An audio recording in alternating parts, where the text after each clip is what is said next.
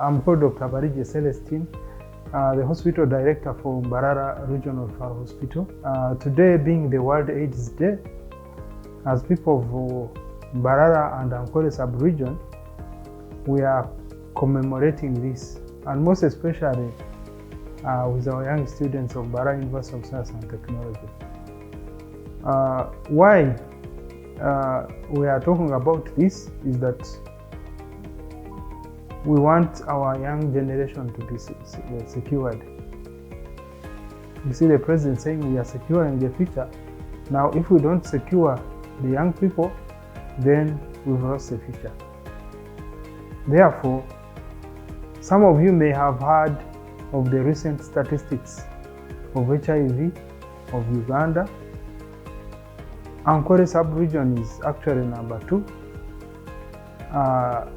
Toro and Bunyoro, they are in number 1. That is after Kampala. So, it's a bit of a worry, especially for Mbarara community here, with all these universities and high schools and students and factories and young people all over the place, that we see there is young people, when they are moving, there is a time bomb which is about to explode. Therefore, I'm urging you people to be very, very vigilant. Make sure that when you're in a high school or a secondary school or a university even, secure yourself, test, array, and prevent. The mainstay of prevention, some of these things people think they are outdated, but abstinence per se is still the mainstay of prevention. When you talk about abstinence, especially young people these days, they even think of laughing at you. So, abstinence, I'm re-emphasizing it, is the mainstay of people to remain without HIV. Number 2, we are now talking about adults in the university and adults in a working class and adults in jobs where they get money and they have some disposable income. And we are also talking about the youth, especially girls, who eventually will need some money, and the peers who are their age mates may not have that money. So what happens, the mathematics is like this. The young girls are attracted to mid-level income earners. These are usually married people who are working and they have money and who are ready to spend some money, go and buy sex in town, and even the negotiations are there, because they can even say, if you want to have it live, pay 200,000, or if you don't want that one, you put a condom, but you pay only 100. What do people prefer? Since they have the disposable income, they want to have it all.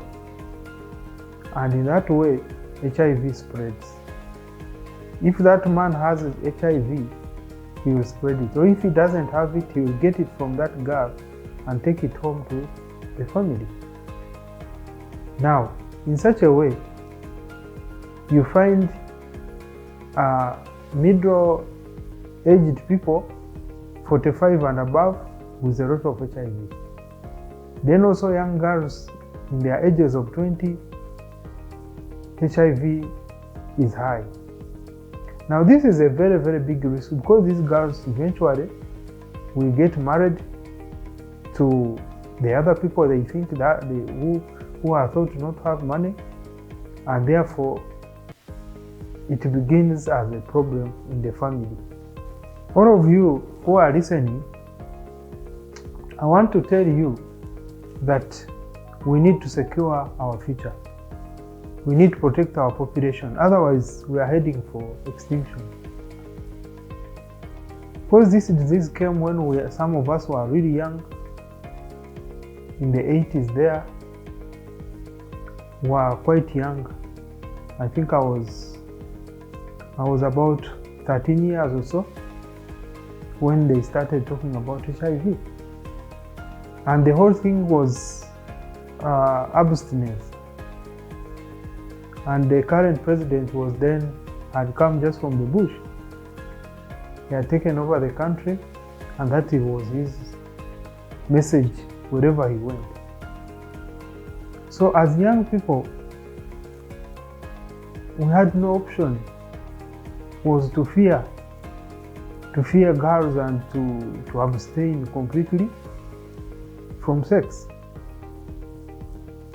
And that happened for quite a long time. But what is the benefit of that? The benefit was that we didn't get HIV. And up to today. So, that's why I'm emphasizing that abstinence still is the best way to have our population secure and to have an HIV-free generation. Because eventually when we produce children, if you have HIV, then you are likely to have children born with it. And how do you handle that? It's an untold story. So I'm urging all of you, especially the students of MUST and all other universities, to be able to abstain. Finish your years, whether 3 years or 5 years or 6 years, and go home safely and start a new life. For the treatment part of it, you see, we have a hospital called Mbarara Regional Referral here. HIV clinic has over 12,000 clients. Those are on treatment. Now we are talking about 95, 95, 95. We want 95% of the population to know their status. And if you are there when you have never tested, know that you are doing a disservice to us. And when you test, when we find you positive, then we initiate you on care, on treatment. Now when we put you on treatment, then there is what we call suppression and adherence. If you're on ARVs, swallow them religiously. Make sure that you don't miss a day or you don't miss the time for the medicines. Now when you do that, when they test your blood, they find that you are really suppressed. Another 95, I said testing, 95% should be on treatment and 95 should have suppressed. Ladies and gentlemen, I hope this message sinks to all of you to make sure that you can protect us and protect the whole country.